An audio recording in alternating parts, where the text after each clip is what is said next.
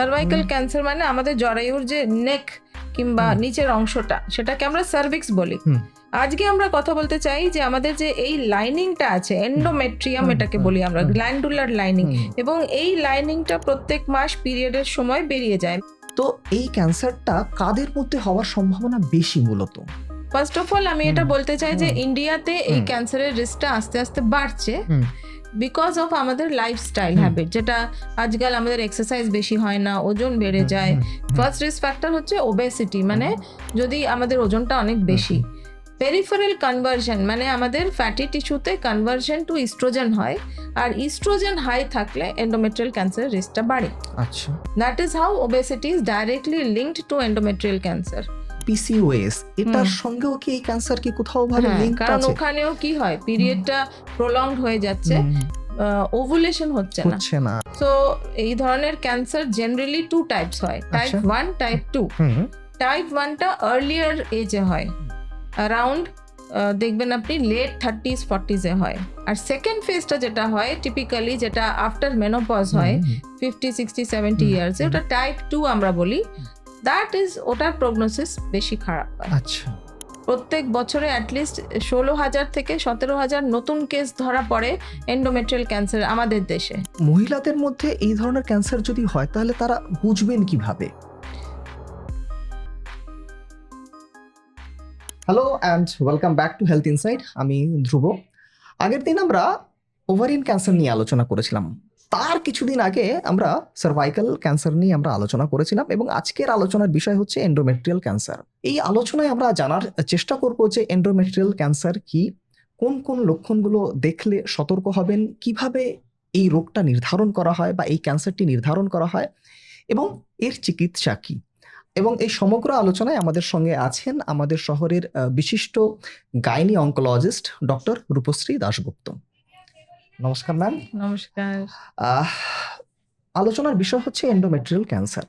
প্রথমেই যেটা আমরা জানতে চাইবো যে এই যে এন্ডোমেট্রিয়াল ক্যান্সার মানে এটা কি এবং কোথায় হয়? সো এটা আমি এই ইউট্রাসের মডেল দিয়ে বোঝানোর চেষ্টা করছি। এটা আমাদের হচ্ছে ইউট্রাস কিংবা জরায়ু। এর আগের বার আমরা যে ডিসকাস করেছিলাম সেটা সার্ভাইকাল ক্যান্সার। সার্ভাইকাল ক্যান্সার মানে আমাদের জরায়ুর যে নেক কিংবা নিচের অংশটা, সেটাকে আমরা সার্ভিক্স বলি। আজকে আমরা কথা বলতে চাই যে আমাদের যে এই লাইনিংটা আছে, এন্ডোমেট্রিয়াম এটাকে বলি আমরা, গ্ল্যান্ডুলার লাইনিং, এবং এই লাইনিংটা প্রত্যেক মাস পিরিয়ডের সময় বেরিয়ে যায়, মেনস্ট্রুয়েশনের সময় এটা বেরিয়ে যায়, এবং এটা নতুন সেলস আবার তৈরি হয়। প্রেগনেন্সি হলে এটা আর হয় না, এই শেডিংটা তখন 9 মাস বন্ধ থাকে, আবার প্রেগনেন্সির পরে আবার শুরু হয়। তো এই লাইনিং এর ভেতরে যে ক্যান্সারটা শুরু হয়, এই ক্যান্সারটাকে আমরা এন্ডোমেট্রিয়াল ক্যান্সার বলি। আচ্ছা আচ্ছা, এই যে আপনি যে জায়গাটা আপনি চিহ্নিত করলেন সেখানে আরো একটা জিনিস হয়, সেটা হচ্ছে এন্ডোমেট্রিওসিস। কারেক্ট। হ্যাঁ, তো এইটার সঙ্গে কি ক্যান্সারের কোনো সম্পর্ক আছে নাকি এটা কমপ্লিটলি ডিফারেন্ট জিনিস? এন্ডোমেট্রিওসিসটা আলাদা ব্যাপার। এন্ডোমেট্রিওসিসে এই গ্ল্যান্ড গুলো, এই লাইনিংটা তো নিচে দিয়ে বেরোবা উচিত, কিন্তু it is notice that in 10 out of 100 women in the population এক এক সময় এই ব্লাড ফ্লোটা ব্যাক ফ্লো হয়। ব্যাক ফ্লো হলে এই টিউব দিয়ে ভেতরে, পেটের ভেতরে ঢুকে যায়। That condition is called endometriosis. That is different. ওটা নিয়ে আমরা এর পরবর্তী করা গেলে আবার টু ডিফারেন্সিয়েট দর্শক বন্ধুদেরকে জানাবার জন্য নেক্সট টাইম একটা সেশন করে নেব। একদম একদম। তো এই ক্যান্সারটা কাদের মধ্যে হওয়ার সম্ভাবনা বেশি মূলত? সো আমাদের দেখা গেছে there are certain risk factor আমরা বলি, যাদের ইনক্রিজ ইনসিডেন্স অফ এই ক্যান্সারটা হতে পারে। ফার্স্ট অফ অল আমি এটা বলতে চাই যে ইন্ডিয়াতে এই ক্যান্সারের রিস্কটা আস্তে আস্তে বাড়ছে বিকজ অফ আমাদের লাইফস্টাইল হ্যাবিট, যেটা আজকাল আমাদের এক্সারসাইজ বেশি হয় না, ওজন বেড়ে যায়। সো ইনসিডেন্স জেনারেলি ওয়েস্টার্ন পপুলেশনের সাথে কম্পেয়ার করলে আমরা এখনো কমে আছি। প্রত্যেক বছরে অ্যাটলিস্ট 16,000 থেকে 17,000 নতুন কেস ধরা পড়ে এন্ডোমেট্রিয়াল ক্যান্সার আমাদের দেশে। আচ্ছা, এটার মানে কারণ কি শুধু লাইফস্টাইল নাকি এটা মানে আমাদের, আমি শুনেছি যে মহিলাদের মধ্যে প্রচুর হরমোনাল একটা চেঞ্জেস হতে থাকে? না, অনেকগুলো রিস্ক ফ্যাক্টর আছে। আচ্ছা, তার ভেতরে একটা হচ্ছে লাইফস্টাইল অবশ্যই। ফার্স্ট রিস্ক ফ্যাক্টর হচ্ছে ওবেসিটি, মানে যদি আমাদের ওজনটা অনেক বেশি। পেরিফেরাল কনভার্সন মানে আমাদের ফ্যাটি টিস্যুতে কনভার্সন টু ইস্ট্রোজেন হয়, আর ইস্ট্রোজেন হাই থাকলে এন্ডোমেট্রিয়াল ক্যান্সারের রিস্কটা বাড়ে। আচ্ছা, that is how obesity is directly linked to endometrial cancer. অন্য কারণ যেতে আপনাদের ইস্ট্রোজেনের লেভেল বেশি থাকে, ওয়ান হচ্ছে ক্রনিক অ্যানোভুলেশন, মানে ওভুলেশন হচ্ছে না, যেরকম আচ্ছা। পিসিওডি আচ্ছা পেশেন্টদের। আচ্ছা আচ্ছা তারপরে যদি কারোর হুম। ডায়াবেটিস, ব্লাড প্রেশার থাকে, তাদেরও ইনক্রিজ রিস্ক ফ্যাক্টর থাকে। যদি কারোর কোনো ইস্ট্রোজেন রিপ্লেসমেন্ট থেরাপি চলছে, হুম, হুম, কিংবা হুম, ব্রেস্ট ক্যান্সারের ট্রিটমেন্টের পরে আমরা ট্যামক্সিফেন বলে একটা হুম, ড্রাগ দিই, হুম। ওই ড্রাগটা হলে তখন এন্ডোমেট্রিয়াম ক্যান্সার হওয়ার চান্স একটু বেশি থাকে। আর একটা হচ্ছে ফ্যামিলিয়াল, যেটা জেনেটিক প্রিডিসপোজিশন থাকে, হুম।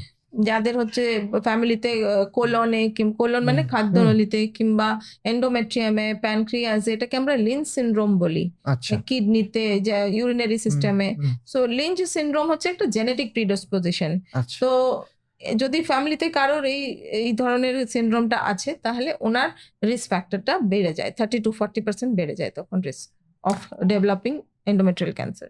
So these are all the risk factors associated. আরো রিস্ক ফ্যাক্টর আছে, যদি লেটে বিয়ে হলো, আচ্ছা বাচ্চা হলো না, আচ্ছা নাল্লি প্যারেস, আর বিয়ে করতে লেট করলে, আর্লি মেনা, খুব তাড়াতাড়ি পিরিয়ড শুরু হয়ে গেছে কিন্তু মেনোপজটা হতে বহুত লেট হলো। হুম। তো any reason which increases the oestrogen, pregnancy যখন হয় তখন প্রোজেস্টেরনটা বেড়ে যায়।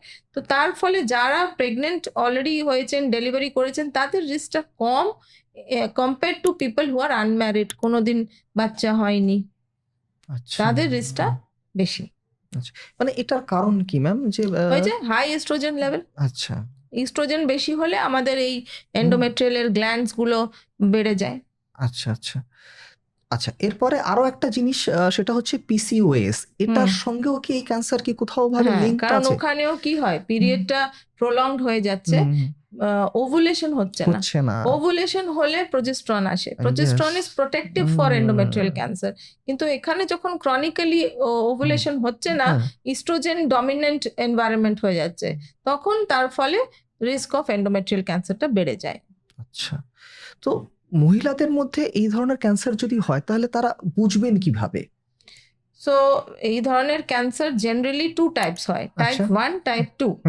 টাইপ 1টা আর্লিয়ার এজে হয়, অ্যারাউন্ড দেখবেন আপনি লেট 30s 40s এ হয়, but that is a better kind of endometrial cancer, ওটার প্রগনোসিস বেটার হয়। আর সেকেন্ড ফেজটা যেটা হয় টিপিক্যালি, যেটা আফটার মেনোপজ হয় 50, 60, 70 ইয়ার্সে, ওটা টাইপ 2 আমরা বলি, দ্যাট ইজ, ওটার প্রগনোসিস বেশি খারাপ হয়। আচ্ছা। সো কি করে ওরা বুঝতে পারবেন? আফটার 40 ইয়ার্স অফ এজ যদি কারোর অ্যাবনর্মাল ইউট্রাইন ব্লিডিং হলো, মানে পিরিয়ডটা জেনারেলি 5 দিন থাকা উচিত, প্রত্যেক 28 থেকে 30 দিনে হওয়া উচিত।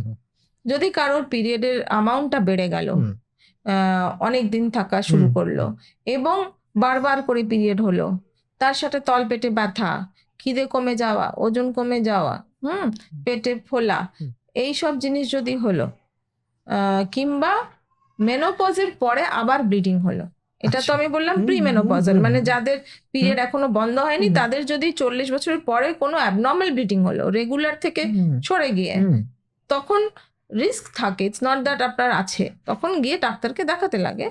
আর যাদের মেনোপজ হয়ে গেছে, যাদের পিরিয়ডটা বন্ধ হয়ে গেছে, তাদের যদি নতুন করে কোনো টাইমে আবার ব্লিডিং শুরু হলো, তখন আমাদেরকে এই ঝুঁকিটা রুল আউট করতে লাগে যে এতে ক্যান্সার আছে কিনা। আমি বলতে চাই ম্যাম, যে অনেক মহিলারা মনে করেন যে এই যে মেনোপজের পর যে আবার যে ব্লিডিংটা হলো, অনেকে ভাবেন যে মেনোপজটা বোধহয় কোনো কারণে কিছুদিন বন্ধ ছিল, আবার এটা রিস্টার্ট এটা হয়েছে। একটা বড় মিথ, হ্যাঁ। এটা বড় মিথ। হ্যাঁ।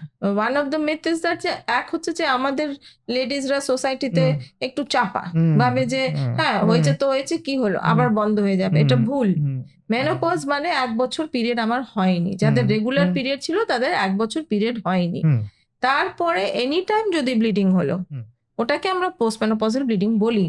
কিন্তু এটা না যে পোস্ট মেনোপজাল ব্লিডিং হলোই মানে যে ক্যান্সার হলো, না, আমাদেরকে রুল আউট করতে হবে there is a 10% increased chance of having an endometrial cancer. মানে একটা চান্স আছে যে আপনার হলেও হতে পারে, মানে আপনি ওটা বাড়িতে বসে থাকবেন না, এটা ইভ্যালুয়েট করে দেখতে হবে। এবার আমি জানতে চাইবো যে আমার এতগুলো লক্ষণ আছে, আমি বাড়িতেই বসে আছি, কিন্তু আমি কখন সতর্ক হব যে না, এবার আমাকে আর বাড়িতে বসে থাকা উচিত নয় এবং আমাকে একজন চিকিৎসকের কাছে পৌঁছতে হবে? এবং যেটা ভীষণ ইম্পর্টেন্ট, যে এরা বুঝতে পারেন না এরা কার কাছে পৌঁছবেন, তো ওটাই আপনার কাছে জানতে চাইবো যে কখন আমি আর বাড়িতে অপেক্ষা করব না এবং কার কাছে যাব।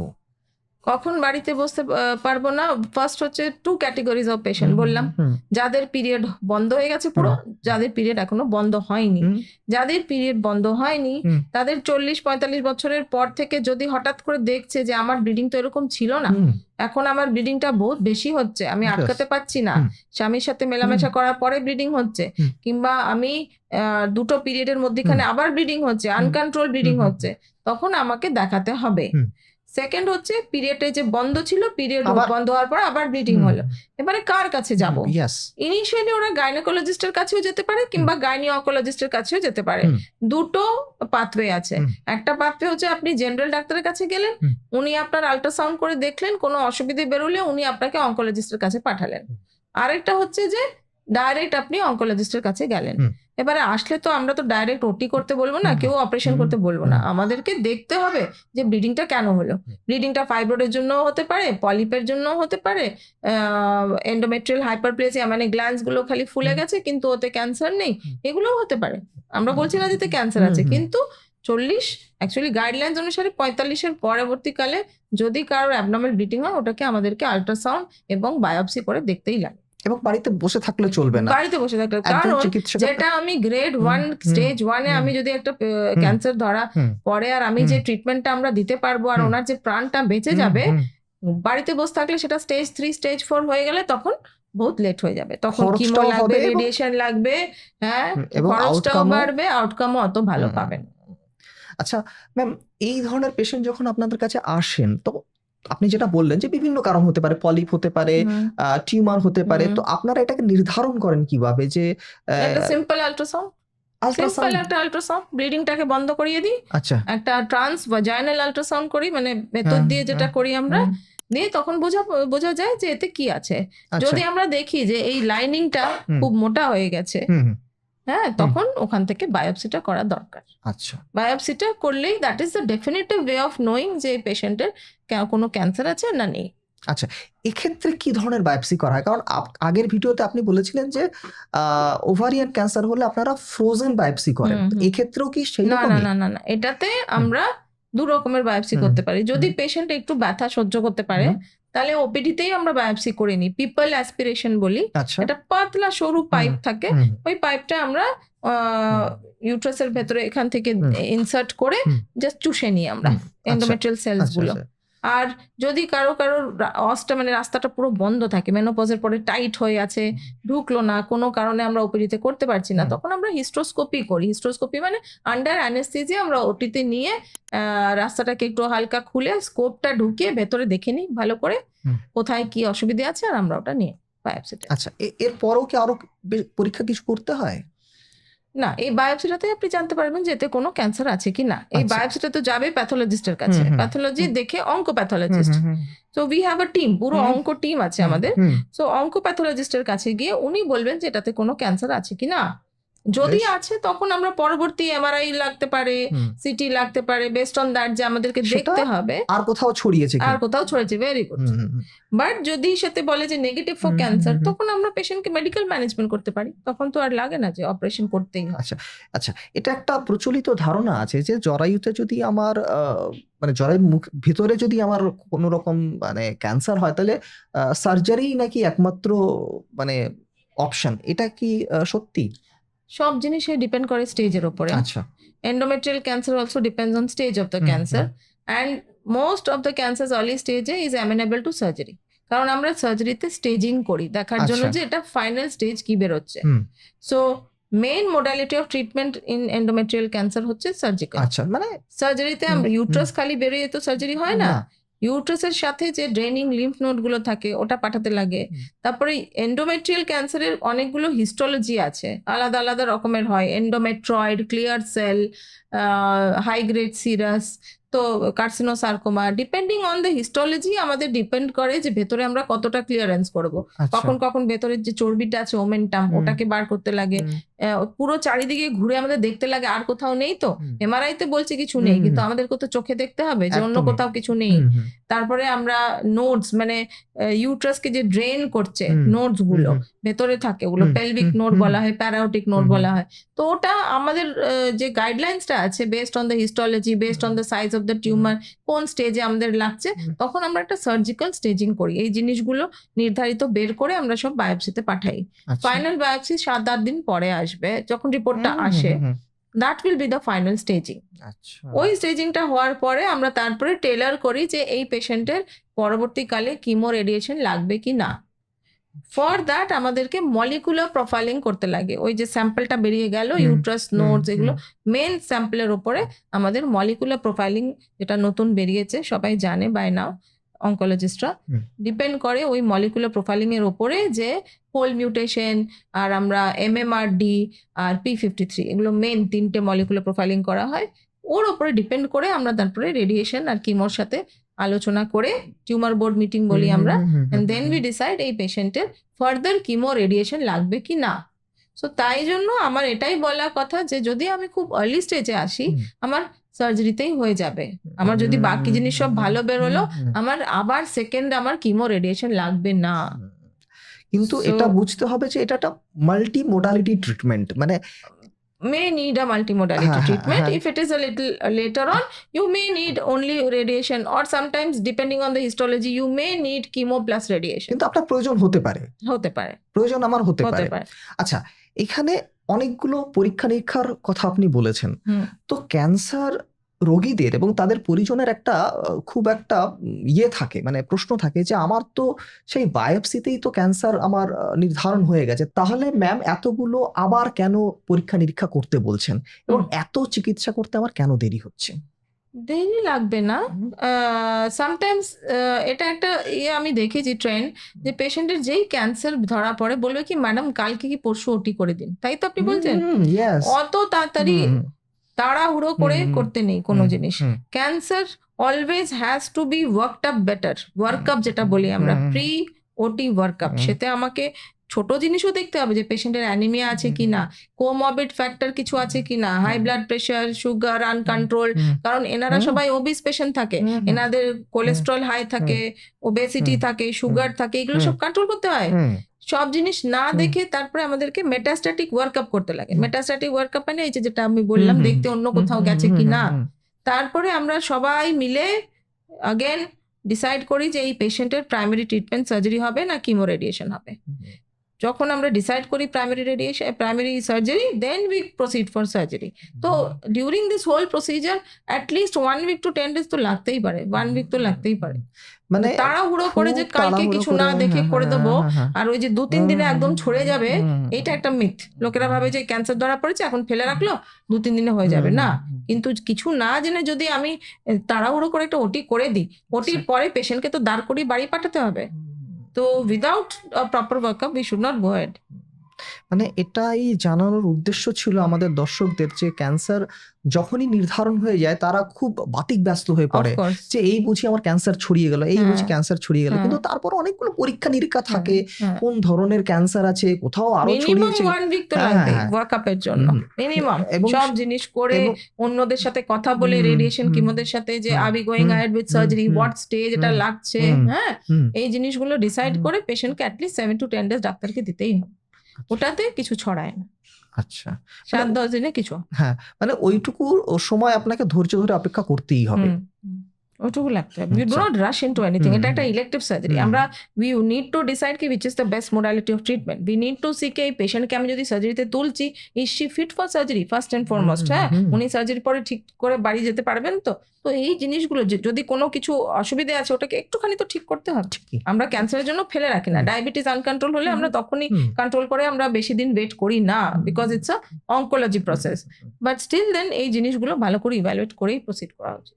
আচ্ছা, আপনি বললেন যে দু ধরনের পেশেন্টরা, একটা ইয়াং এজ হয়, যাদের ধরুন বিয়ে হয়নি বা সদ্য বিয়ে হয়েছে, তো তাদের ক্ষেত্রে তো মা হতে গেলে তো নিশ্চয়ই বাধার একটা সৃষ্টি হয়।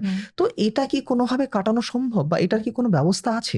ওই যে বললাম যে হুম। যদি সিমটম গুলো ধরা পড়ে, হুম। আজকালের ট্রেন্ডটা কি, আমরা তো এখন গার্লস অলসো হুম। সবাই চাকরি করছে, হুম, হ্যাঁ, হুম, একটু প্রেগনেন্সিটা ডিলে করতে চান, হুম, 35-40 হুম, হুম, নাগাদ এজটা চলেই আসে। হুম, সো তখন হুম, যদি আমরা দেখি যে হুম, কোনো বায়োপসি থ্রুতে প্রুভেন হলো যে ক্যান্সার আসলো, হুম। তখন আমরা কি ইউট্রাসটা প্রিজার্ভ করতে পারবো? এটাই তো কোয়েশ্চেন। হ্যাঁ।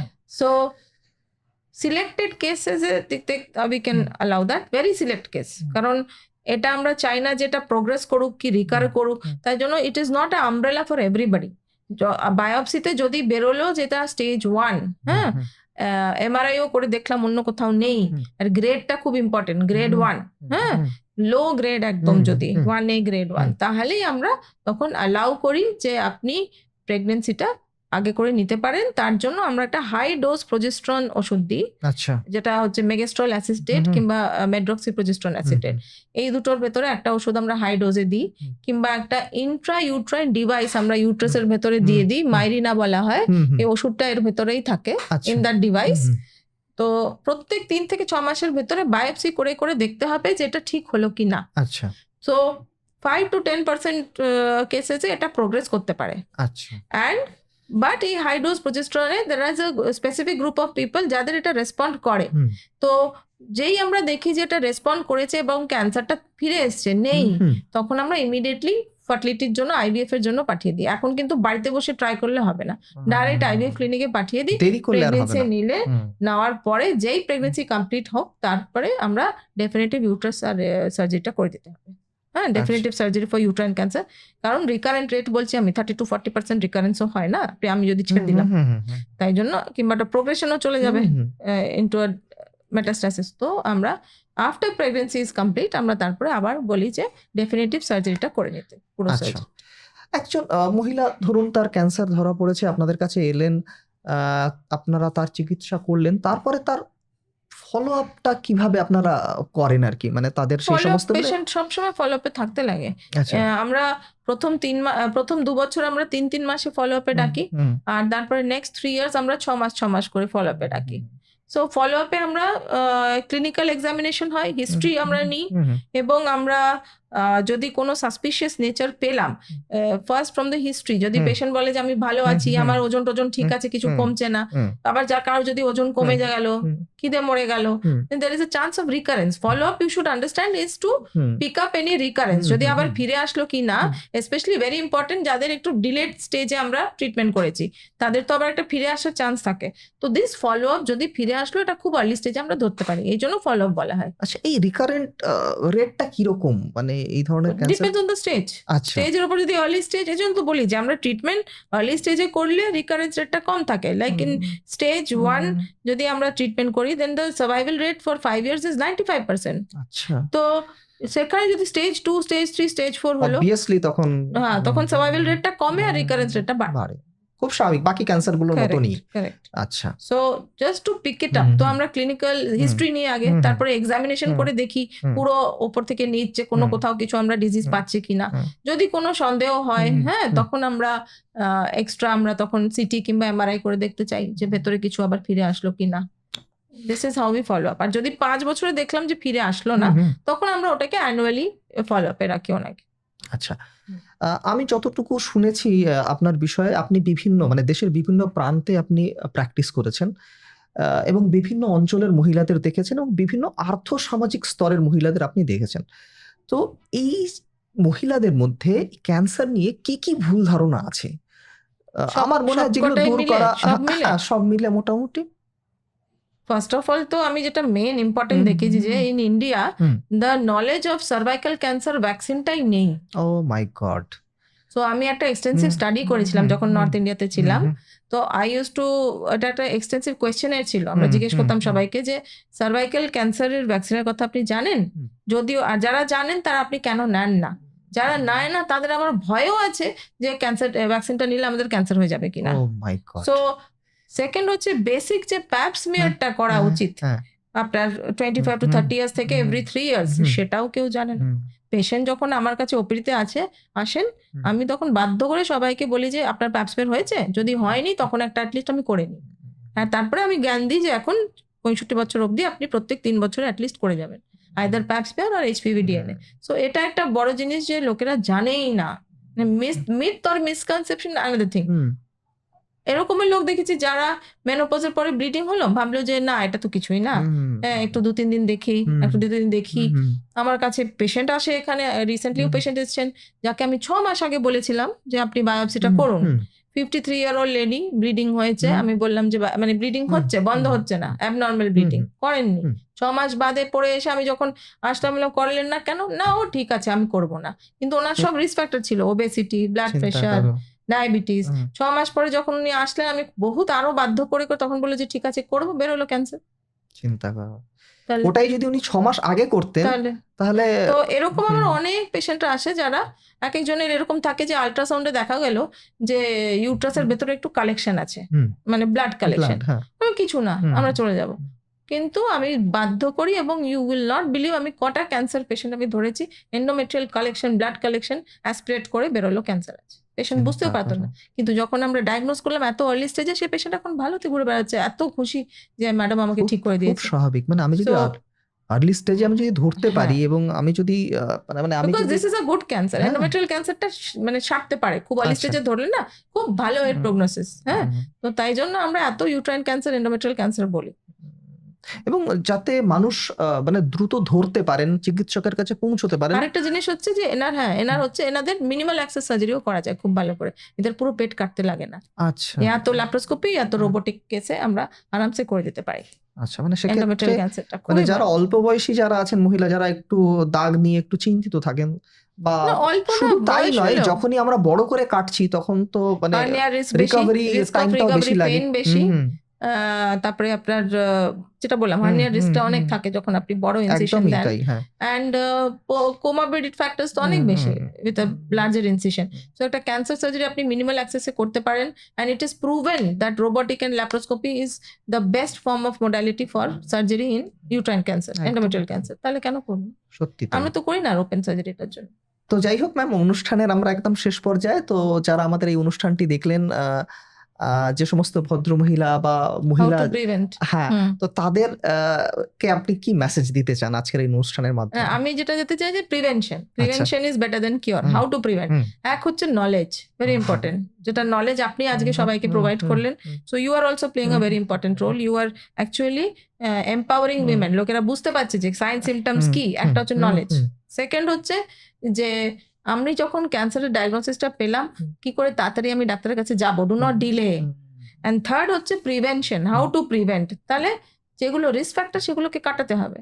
তো রিস্ক ফ্যাক্টর হচ্ছে ওবেসিটি, যেটা ওজনটাকে ঠিক করতে হবে, সেডেন্টারি লাইফস্টাইল রাখবো না, ডায়েট এক্সারসাইজ করে আমার হাইটের জন্য যত ওয়েট হওয়া উচিত সেটা আমি রাখবো, মেনটেন করব। আমার যদি ডায়াবেটিস, ব্লাড প্রেশার আছে তাহলে আমি না রিস্ক ফ্যাক্টর, তাহলে আমি ওগুলোকে কন্ট্রোলে রাখবো। আমার ফ্যামিলিতে যদি কারোর হিস্ট্রি আছে of cancer, I should be aware that আমার ফ্যামিলিতে এদের ক্যান্সার রিস্ক আছে।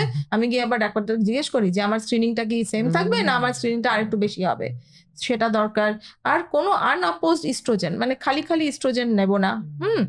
ফ্যামিলি প্ল্যানিংটা, প্রেগনেন্সি, যেটা আমি বললাম যে প্রেগনেন্সি আর this things are protective. Contraceptive pill is protective against endometrial cancer. Oral contraceptive pill is very much protective against endometrial cancer. Mirena coil যেটা ভেতরে রাখছি আমরা, মাইরিনার তো দুটো কাজ আছে, একটা হচ্ছে যে কন্ট্রাসেপশন, সেকেন্ড হচ্ছে প্রিভেন্টস ইউট্রাইন ক্যান্সার। আচ্ছা, সো এই knowledge, this is important. I always say knowledge is power. First হচ্ছে নলেজ, সেকেন্ড হচ্ছে ওয়ার্ক আপন your self, think about your self. আমাদের অনেক কাজ হতে পারে, আমরা এক্সারসাইজ করতে পারি না, আমাদের ওজন অনেক বেড়ে যাচ্ছে, না, এটাকে কমাতে হবে। যেরকম cigarette smoking is related to lung cancer, obesity, polycystic ovary, এটা লং রানে মেটাবলিক সিনড্রোম করে, পলিসিস্টিক ওভারিয়ান ডিজিজ যেটা পিসিওডি, এটা লং রানে মেটাবলিক সিনড্রোম করায়। মেটাবলিক সিনড্রোম মানে it is linked to heart disease, diabetes, blood pressure, cancers, uterine cancer, ovarian cancer. So we have to be more conscious about our health. আমরা ঠিক করে কি খাচ্ছি, কতটা এক্সারসাইজ করছি, মেনটেন দ্য বিএমআই। এটা হচ্ছে আমার লাস্ট বলার। Thank you so much ma'am, এত সুন্দর করে বিষয়গুলো বুঝিয়ে দেওয়ার জন্য। তো এরপরও যদি আপনাদের কোনো প্রশ্ন বা জিজ্ঞাসা থাকে, ম্যামের একটি নাম্বার আমরা ডেসক্রিপশন বক্সে দিয়ে রাখলাম।